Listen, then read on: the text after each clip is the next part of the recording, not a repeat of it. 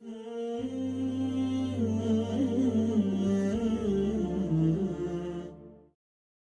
is taqwa? Shar'an. Yani in Sharia, according to the terminology of ash-shara' and of our deen, when the word taqwa is mentioned, what is being referenced or what is that referring to? Taqwa is basically protecting oneself from that or anything which he is afraid of, creating for oneself a protection from anything which he fears. And because taqwa is directly associated with fear, meaning you will protect yourself from something which you are afraid of. From here, they started calling fear itself taqwa at times. So that's why you find some translations say taqwa is God-fearing. Okay, whereas in reality, taqwa is actually protecting yourself from that which you fear. Talq ibn Habib, he was asked to describe taqwa. So he said he gave an amazing ta'rif, amazing definition, which was العمل بطاعة الله على نور من الله رجاء ثواب الله. That's the first aspect. The second aspect, وَتَرْكُ مَعَاصِ اللَّهِ عَلَى نُورٍ مِّنَ اللَّهِ مَخَافَةَ عَذَابِ اللَّهِ. What is taqwa? Act upon the obedience of Allah subhanahu wa ta'ala according to the teachings, the nur that was brought from Allah subhanahu wa ta'ala, the teachings of the Qur'an and Sunnah, رَجَاءَ ثَوَابِ اللَّهِ, hoping in the reward from Allah subhanahu wa ta'ala.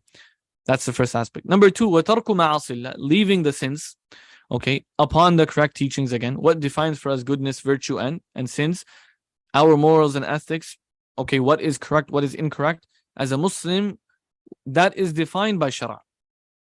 That is defined by Sharia, by Allah subhanahu wa ta'ala. Okay, so we don't adopt relativism, which is the religion of modern day, which is, relative to time and society and place. Morals and ethics, they can change. Okay, we don't say this. We say our morals and ethics and what we consider correct and what we consider wrong and what we consider virtuous and what we consider a criminal offense or sinful, all of that is determined by ash-shara', by what Allah subhanahu wa ta'ala has commanded. Okay, and the sharia can change. So for example, what might have been considered a sin for a certain nation in the past might not be a sin for people today.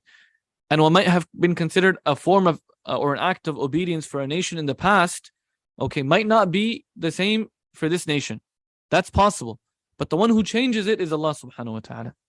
And we accept the morals and the ethics and what is right and what is wrong upon the nur that has been sent by Allah subhanahu wa ta'ala, which is al-wahi. Okay.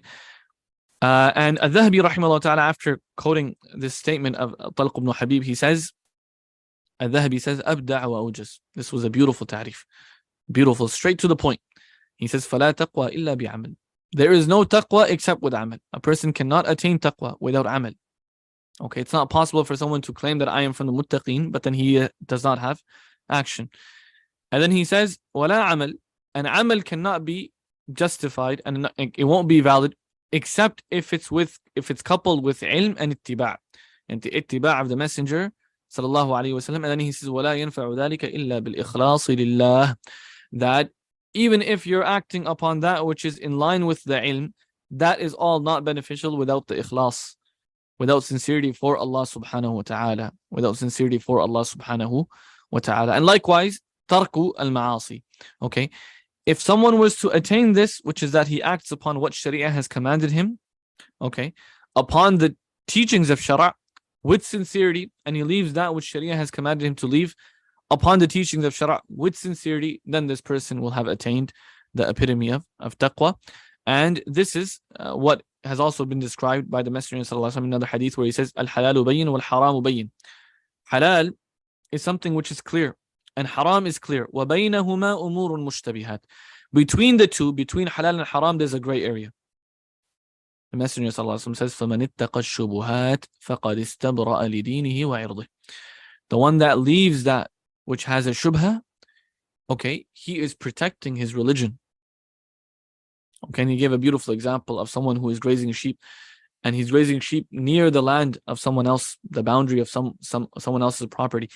If he was to do this, then eventually the sheep are going to go into that property. But if he stays away from the boundary, he stays away from the hudud, then he will be protected. This is the example of taqwa. Taqwa is leaving that which is part of the gray area, where there is doubt for the sake of protecting your religion.